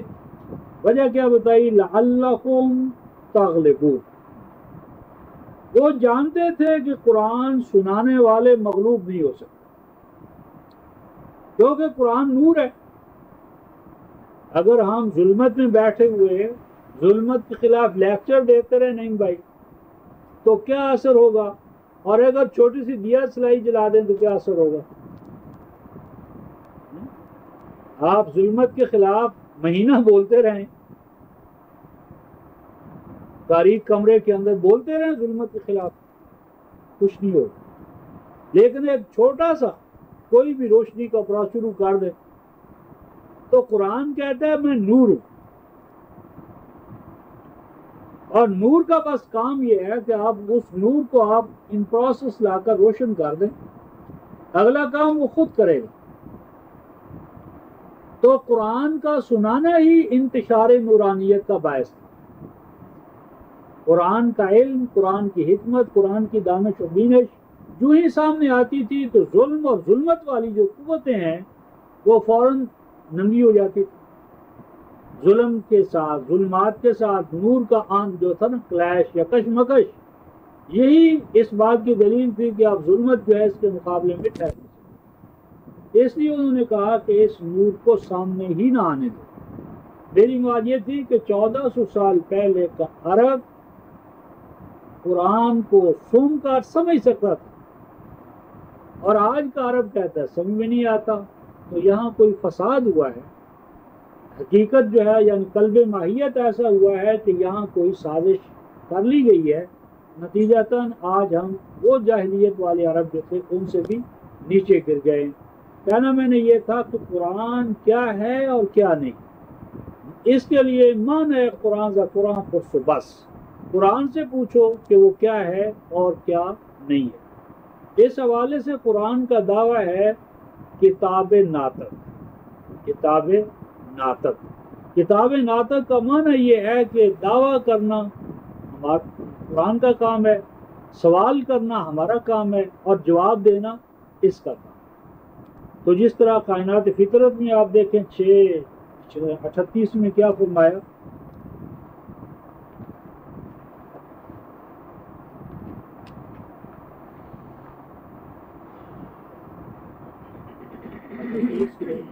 پر ہے اوپر ذکر ہوتا ہے وہ مامن دابۃ فی الارض ولا طائر یطیر بجناحیہ الا امم امثالکم. آگے ہے ما فرطنا فی الکتاب من شیء ثم الی ربہم یحشرون. تو یہ فی الکتاب اگر کائنات فطرت لے لے تو، اور کتاب تقویم لے تو، کتاب تنزیل لے تو، یہ دونوں ایک دوسرے کے مؤید اور مصدق ہیں. تو کتاب فطرت کے اندر یا کتاب تنزیل کے اندر ما فرطنا فی الکتاب من شیء، نہیں رہنے دی کوئی کمی. ایک افراد ایک تفریط. افراد ہوتا ہے کسی چیز کے ایلیمنٹس، اجزاء اور عناصر، ان میں ہم کمی نہیں اضافہ کرتے. نتیجے کے حوالے سے وہ بھی گڑبڑ ہے کہ جہاں پر ایک چیز مقدار میں جس مقدار میں ہونا چاہیے اس مقدار میں اگر ہم اضافہ کر دیں تو افراط ہے، کمی کر دیں تفریط ہے. تو قرآن کہتا ہے ما فرطنا فی الکتاب من شیء، ہم نے اپنی الکتاب میں کسی حوالے سے کوئی کمی نہیں رہنے دی، نہ کتاب کائنات میں نہ کتاب تنزیل میں. اور پھر مزید برآں یہ ہے ثم الی ربہم یحشرون، پھر اس کتاب کے ساتھ تم کیا رویہ اختیار کرتے ہو، اس کے لیے تمہیں ہماری طرف لوٹایا جائے گا. میری بات یہ تھی کہ یہ کتاب جو ہے اس میں اللہ تبارک و تعالیٰ نے کتاب کائنات کی طرح کوئی کمی نہیں رہنے دی، اور یہ کتاب ہے کتاب ناطق. اور اس کتاب ناطق کے حوالے سے ہم 45/29 میں ایک مقام دیکھتے ہیں نہ 45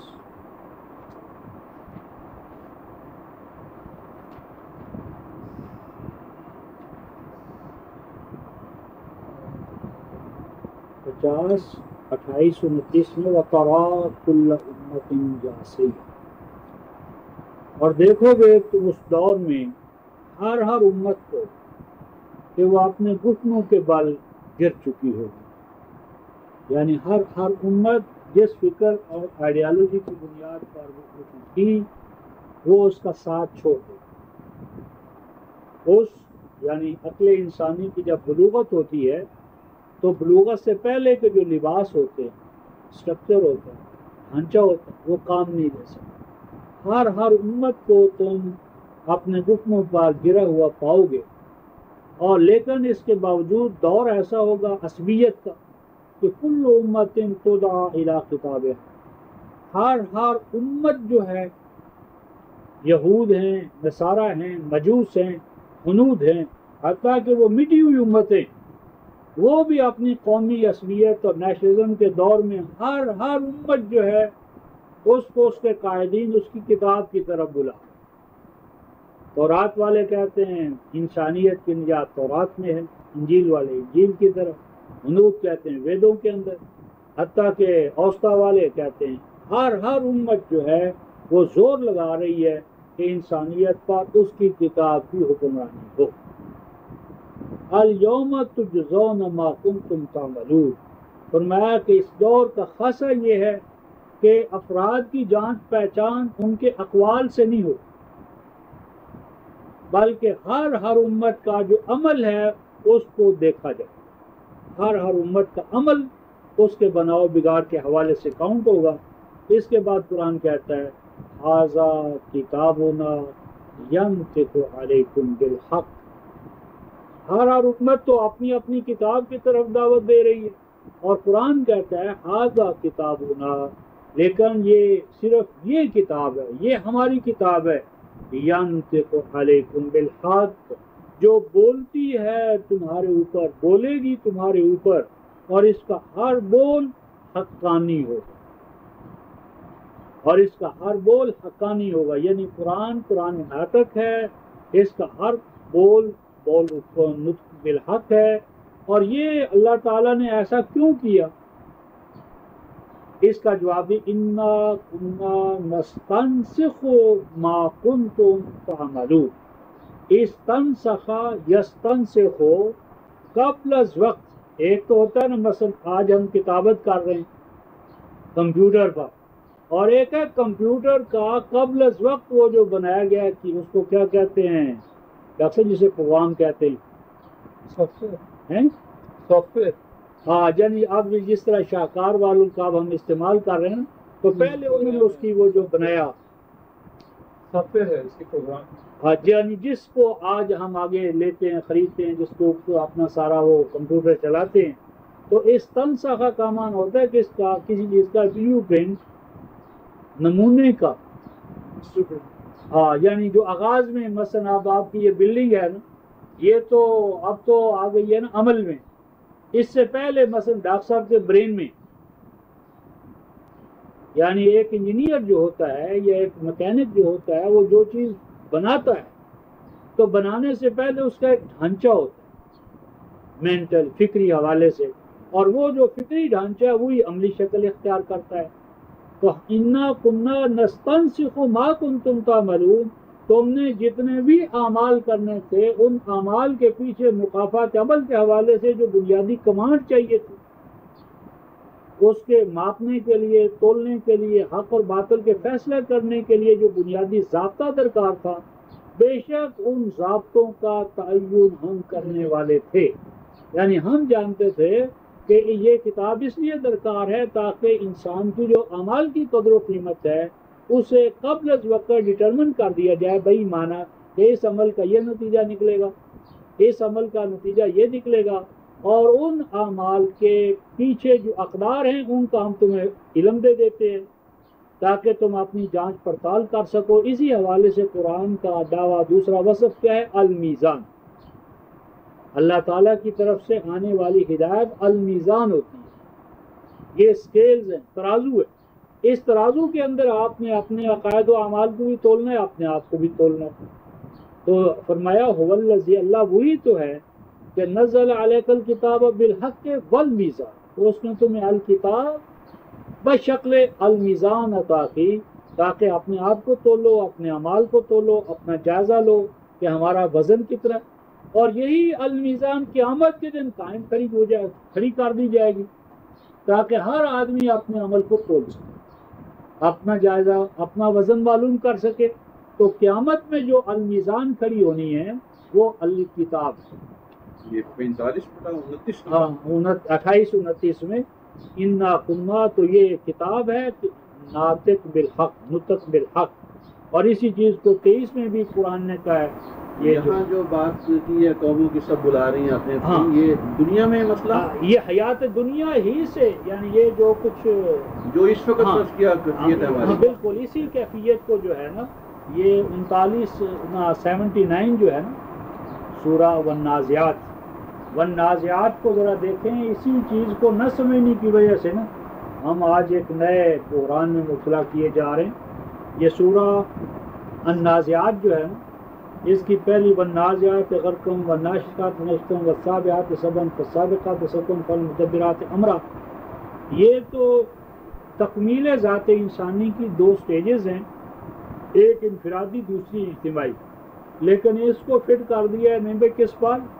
ملائکہ پر، کہ وہ جب جان کرنے کے لیے آتے ہیں پھر روح کو کھولتے ہیں، اور آگے جو ہے یوم ترجف الراجفہ تتبعها الرادفہ، اس کو چسپاں کی ہے آخرت، قیامت۔ اس کے بعد فَإِذَا هُمْ بِالسَّاهِرَةِ کے بعد آیت 14 ہے، تو 15 آیت میں آتا ہے هَلْ أَتَاكَ حَدِيثُ مُوسَىٰ. بھئی اگر ماقبل جو کچھ ہے یہ قیامت کی کیفیات ہے، حیات بعد الموت، تو اس کے لیے حدیث موسیٰ کی گواہی کیسے ہوگی؟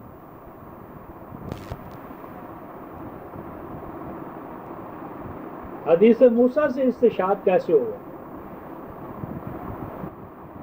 یہ تبھی ہو سکتا ہے کہ جب کوئی حدیث القیامہ، اس کا ایک پہلو اس الحیات الدنیا کے ساتھ، ہاں وہ چیز جو ہے آج ہمارے ذہنوں سے بالکل غائب ہو چکی ہے. نتیجتاً ہمارا حال جو ہے سارے کا سارا سوائے مایوسیوں کے کچھ نہیں. یعنی یہ جو قبل از مرگ زندگی ہے نا، قبل از مرگ زندگی یعنی موت سے پہلے کی زندگی فرد اور قوم کی، اس میں ہم نے الکتاب کے غلبے کو یا امر اللہ کے غلبے کو ذہنوں سے بالکل ہم نکال چکے ہیں. ہمارا خیال ہے کہ اس حیات دنیا میں تو شیطانی کی حکمرانی ہے اور اسی کی رہے گی.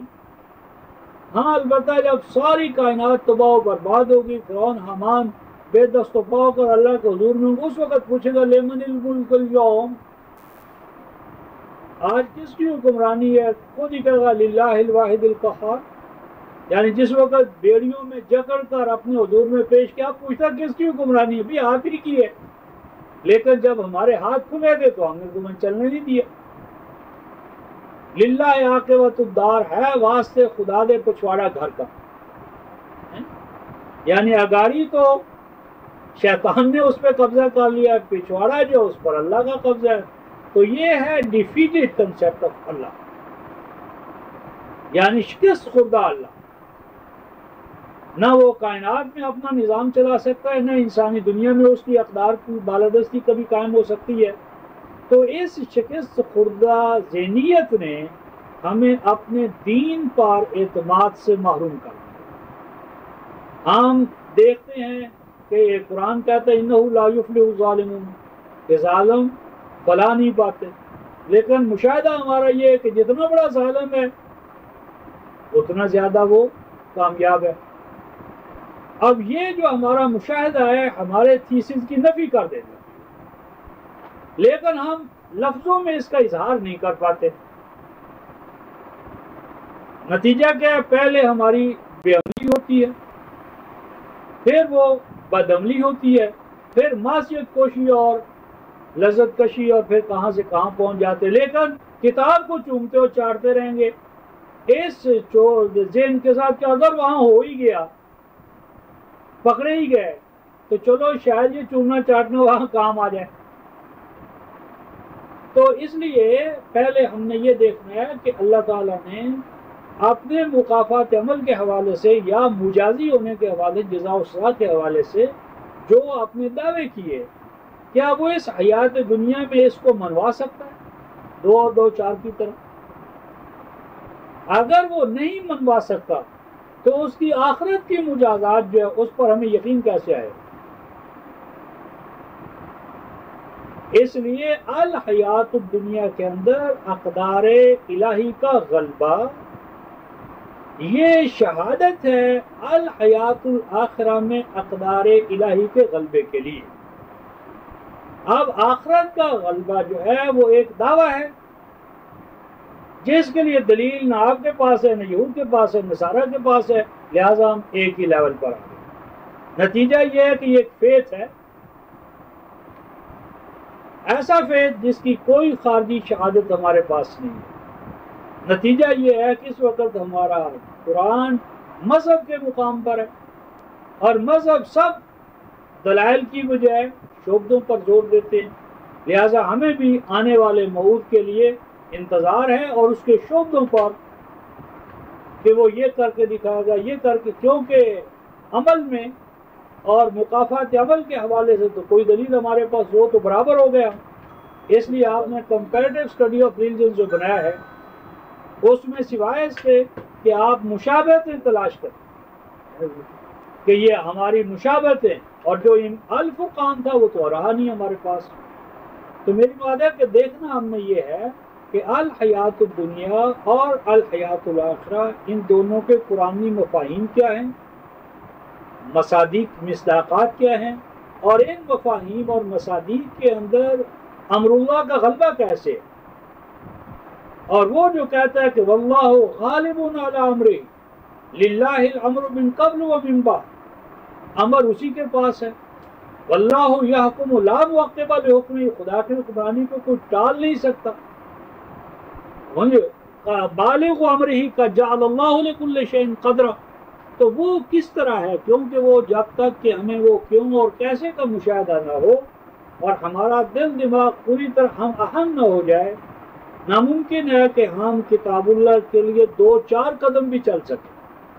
اور جو چلیں گے جذبات کے اندر ابال پیدا ہو گیا، جوش کسی مولوی صاحب کی تقریر سے آ گیا، تو وہ جذباتی جوش زیادہ دیر تک کام نہیں کرتا، حتیٰ کہ وہ جوش دلانے والا خود کل کو وہ بھی ٹھنڈا ہو جاتا ہے، کیونکہ الحیات الدنیا کا جب ساز و سامان اس کے پاس آ جاتا ہے تو آنے والے انقلاب سے خود اسے ڈر لگتا ہے، نہیں بھائی اصل دفعہ تو سارا ہے ہی وہ خود ڈرتا ہے، کیا ہو نہیں مجھے تو کچھ دینا پڑ جائے گا بھائی، یعنی اپنے چاروں طرف جو میں سہولیات کا انبار لگاتا چلا جا رہا ہوں، اگر وہ اس کے تصور کے مطابق بھی انقلاب آ گیا تو کھونا پڑے گا، اور آئی ہوئی چیز جو قبضے میں آئی ہوئی ہے وہ ہم دیں گے کیسے؟ نتیجہ یہ ہے کہ وہ اندر سے تو ٹھنڈا ہو چکا ہوتا ہے لیکن آپ کو مجھے ٹھنڈا نہیں ہونے دیتا۔ یہاں سے اس کی اپنی دعوت جو ہے نا وہ ایک سرد خانے میں پڑ جاتی ہے۔ اب سرد خانے میں وہ تو پڑا ہوا ہوتا ہے لیکن چاروں طرف شور ڈالنے والے وہ اکٹھے کرتا ہے تاکہ اس کا وہ جو ہے نا جس ابھار پہ وہ لے جا چکا ہوتا ہے، کیونکہ اگر اسے خطرہ ہوتا ہے کہ اگر اس میں کوئی نیچے گرا، گراف ہمارا نیچے آیا تو وہ جو سہولیات کا بہاؤ ہے وہ اس کے اندر فرق پڑ جائے گا۔ تو میری بات یہ کہ یہ جذبات کا مسئلہ نہیں تھا، یہ العلم کا مسئلہ تھا۔ تو جب ہم نے قرآن کو العلم نہ رہنے دیا بلکہ ہوا کے مقام پر لیا، خاشا، تو لیسا بے امانی یکم ولا بے امانی اہل الکتاب، فرمایا ہمارا موقف امانی کا نہیں ہے، براہین کا موقف ہے، علم کا موقف ہے۔ تو اس لیے قرآن کو قرآن کے دعوی کے، قرآن کے صفات، قرآن کے مقاصد، قرآن کا طریقہ کار اور قرآن کے خود مقتفی ہونے کے موقف کو ہمیں علی وجہ البصیرت سمجھنا ہے، اور یہ اس لیے سمجھنا ہے کہ اس لیے کہ قرآن کے داعی اول کا جو نقطہ نظر تھا وہ یہ تھا 27 دیکھیں 27-92